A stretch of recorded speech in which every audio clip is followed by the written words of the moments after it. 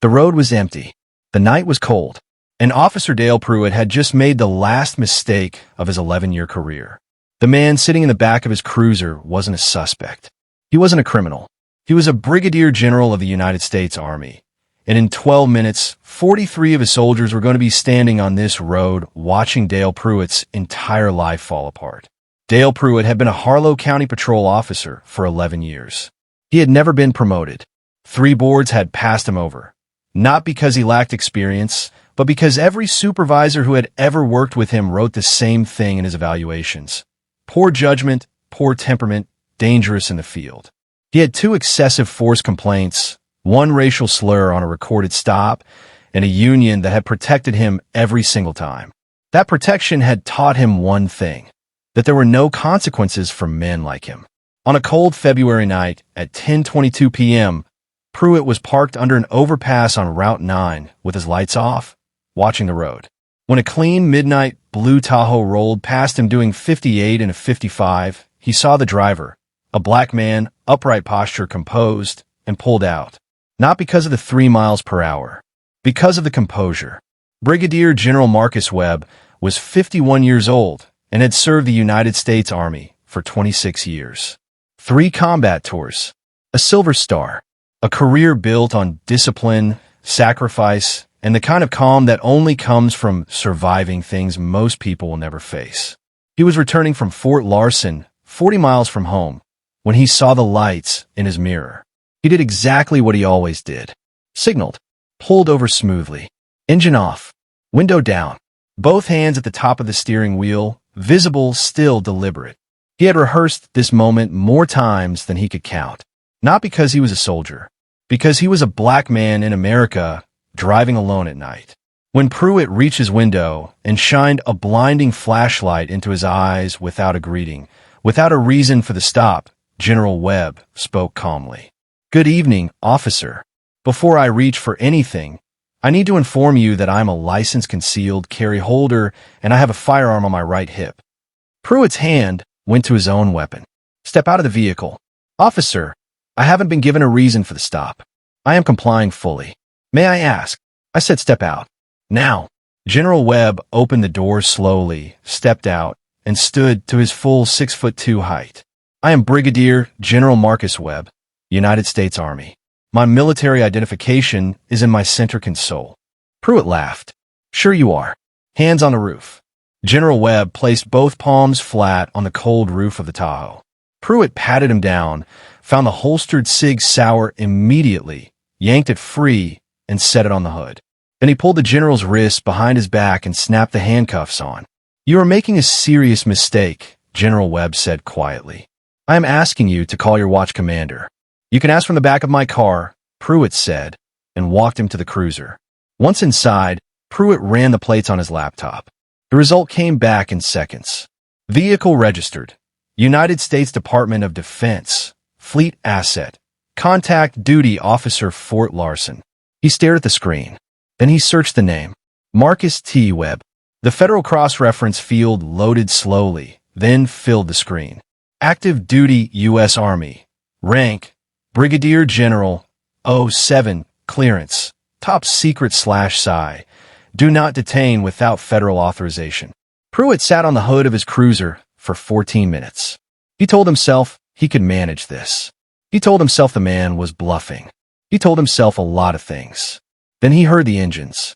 It started as a sound, a low, rolling rumble from the direction of Fort Larson.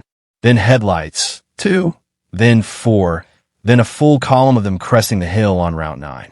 11 vehicles pulled off onto the gravel shoulder in a single organized line. 2 Humvees, a duty van, and 8 personal trucks. The doors opened. 43 soldiers stepped out.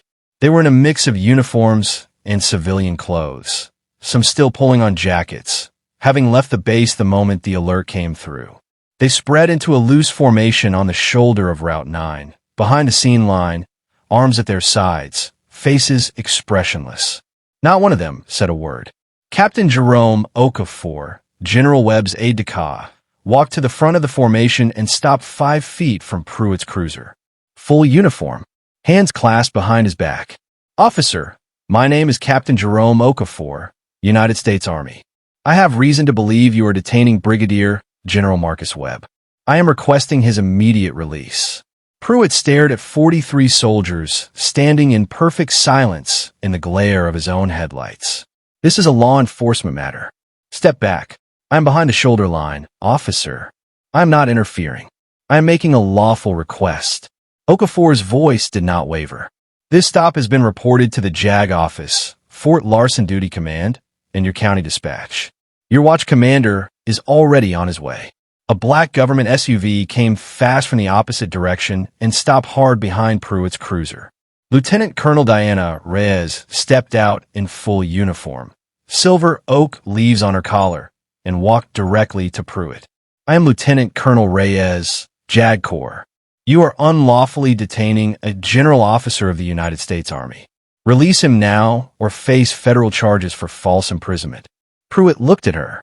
He looked at the 43 soldiers. He looked at his cruiser. His hand moved to the rear door. General Webb stepped out of the vehicle the same way he had stepped out the first time. Slow, deliberate, straight-backed. Lieutenant Colonel Reyes produced a handcuff key and freed his wrists. The steel cuffs hit the gravel. General Webb turned his wrists over once, looked at the marks, then looked up at Pruitt. "I told you my name. I told you my rank. I told you I was legally armed and fully compliant. I told you to call your commander. One step forward. You did none of those things." A Harlow County Sheriff's SUV came around the bend. Sheriff Bernard Holt stepped out, looked at the scene. 43 soldiers, a JAG colonel, a general with handcuff marks on his wrists, and walked past Pruitt without looking at him. "General Webb," the sheriff said, extending his hand. "I'm deeply sorry. Are you injured?" "I am not. But I want your officer's weapon and credentials secured before I leave." Sheriff Holt turned to Pruitt. "Badge and gun, Dale. Right now." Pruitt unclipped his badge, set on the hood, unholstered his weapon, set it beside the badge, and stood on the gravel shoulder of Route 9 with nothing left to stand behind. Behind him, 43 soldiers watched in silence. Not one of them moved. Not one of them needed to. Dale Pruitt was suspended without pay that same night. The dashcam footage, including the moment Pruitt read the DoD database flag and chose to do nothing, was submitted to the Department of Justice Civil Rights Division within 48 hours. 5 months later, a federal jury convicted him of deprivation of rights under color of law and unlawful detention of a federal official. He was sentenced to 7 years in federal prison, stripped of his pension, his certification, and his right to hold any law enforcement position in the United States, ever again. On sentencing day, General Marcus Webb sat in the gallery in his dress uniform, his silver star above his breast pocket. He did not testify. He had said everything that needed to be said on the gravel shoulder of Route 9. As Pruitt was let out in handcuffs, he passed the gallery. General Webb met his eyes and held them, calm, still, and unmoved, until the doors closed. Outside the courthouse, Captain Okafor walked beside the general in the morning sun. "How do you feel, sir?" General Webb was quiet for a moment. Then, "Exactly the same as I felt before, Rome. Because this was never about how I feel. It was about what's right." He squared his patrol cap and kept walking. A badge is not a verdict. Arrogance always meets the thing it underestimated.